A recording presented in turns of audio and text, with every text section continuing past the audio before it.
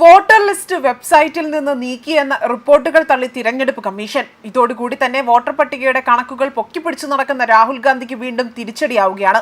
തിരഞ്ഞെടുപ്പ് അടുക്കുമ്പോഴേക്കെല്ലാം തന്നെ സ്ഥിരമായി വോട്ടർ പട്ടിക ചൂണ്ടിക്കാട്ടിയാണ് രാഹുൽ ഗാന്ധി ജനങ്ങളെ വശത്താക്കാൻ നോക്കുന്നത്. എന്നാൽ ഇത്തവണയാകട്ടെ ബീഹാർ തിരഞ്ഞെടുപ്പിൽ അത് വിലപ്പോകില്ല എന്നതാണ് വെളിവാകുന്നതും. ചില സംസ്ഥാനങ്ങളുടെ വോട്ടർ പട്ടിക സൈറ്റിൽ നിന്ന് കാണാതായി എന്ന റിപ്പോർട്ട് വന്നതിന് പിന്നാലെയാണ് പ്രതികരണം വന്നിരിക്കുന്നതും.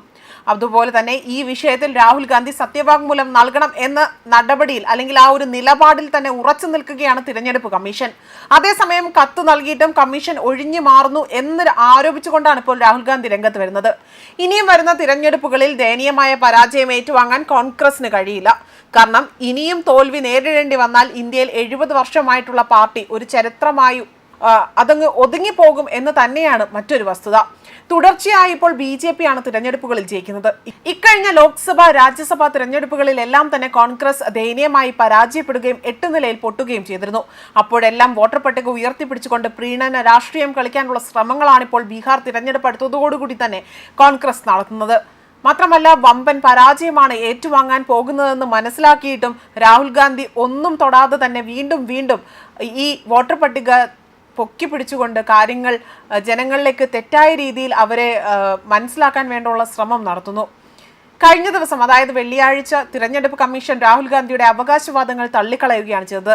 കോൺഗ്രസ് ഭരിക്കുന്ന കർണാടക സർക്കാർ ഇതേ വോട്ടർ പട്ടിക ജാതി സെൻസസായി തന്നെ ഉപയോഗിച്ചിരിക്കുന്നു എന്നതാണ് തിരഞ്ഞെടുപ്പ് കമ്മീഷൻ വിശദീകരിക്കുന്നത്. വ്യാഴാഴ്ചയാണ് വോട്ടർ പട്ടികയിൽ ഗുരുതര ക്രമക്കേട് നടക്കുന്നുവെന്ന ആരോപണം രാഹുൽ ഗാന്ധി നടത്തിയതും.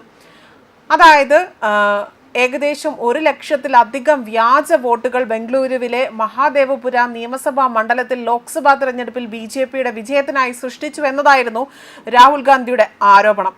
അതേസമയം രാഹുൽ ഗാന്ധി ഉന്നയിച്ച വോട്ടർ പട്ടിക ക്രമക്കേടിൽ രാഷ്ട്രീയ പോര് അത് മുറുകിക്കൊണ്ടിരിക്കുകയാണ്. കർണാടക സർക്കാരിനെ കൊണ്ട് ജുഡീഷ്യൽ അന്വേഷണം പ്രഖ്യാപിക്കാൻ കോൺഗ്രസ് നീക്കം നടത്തുന്നത്. രാഹുൽ ഗാന്ധി സത്യവാങ്മൂലം നൽകണമെന്നാവശ്യപ്പെടുന്ന തിരഞ്ഞെടുപ്പ് കമ്മീഷൻ എന്തുകൊണ്ട് സ്വമേധയാ കേസെടുക്കുന്നില്ല എന്നാണ് കോൺഗ്രസ് ചോദിക്കുന്നത്. എന്നാൽ രാഹുൽ അപക്വമായ ആരോപണങ്ങൾ ഉന്നയിച്ചുകൊണ്ട് അരാജകത്വം പടർത്താനാണ് ശ്രമിക്കുന്നതെന്നും BJP ആരോപണം ഉന്നയിച്ചു.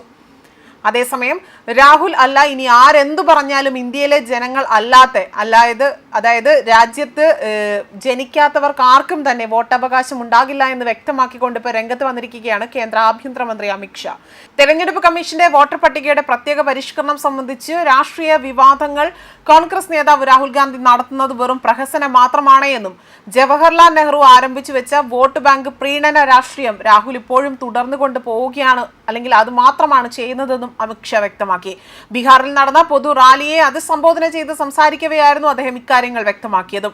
ബീഹാർ നിയമസഭാ തെരഞ്ഞെടുപ്പിന് മുൻപേ തന്നെ നുഴഞ്ഞുകയറ്റക്കാരുടെ പേരുകൾ വോട്ടർ പട്ടികയിൽ നിന്ന് നീക്കം ചെയ്യണോ വേണ്ടയോ എന്നത് അമിത് ഷാ അവിടെ ഉണ്ടായിരുന്ന ജനങ്ങളോട് ചോദിക്കുന്നതിനിടയിലായിരുന്നു ഇക്കാര്യങ്ങൾ വ്യക്തമാക്കിയത്. ഇന്ത്യയിൽ ജനിക്കാത്തവർക്ക് ഇന്ത്യൻ ഭരണഘടന വോട്ടവകാശം നൽകുന്നില്ല.